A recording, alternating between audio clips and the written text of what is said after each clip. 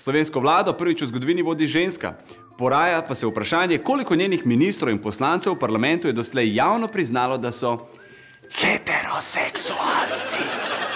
Koliko tem vedo državljani, se je pozanimal reporter Jaka.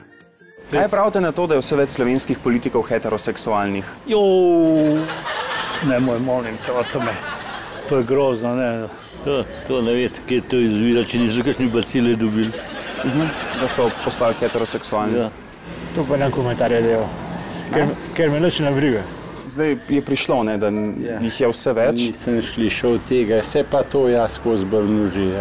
To se pa premalo zastopa. Ne. Aha. To ja ne vem. Vse so vsi heteroseksualni. Zdaj je to vse bolj javno, včasih je bilo pa skrito. Vse so bili tudi, siguren. Pa vi to podpirate? Ne. A vi poznate koga, ki je heteroseksualen? Poznam. Pa so dobro odnose. Jaz sem imela tudi enega sošolca, samo čut, ki se je že zdel, da je mehen drugačen.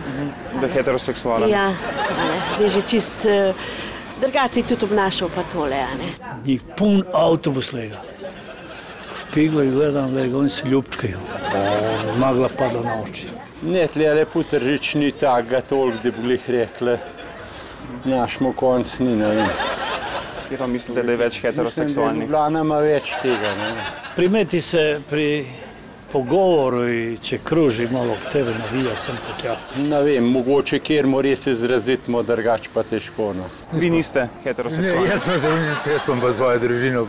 Bog ni stvoril tole. In ljudi smo ljudi, a ne tole. Ni naravno, ne? Ni naravno.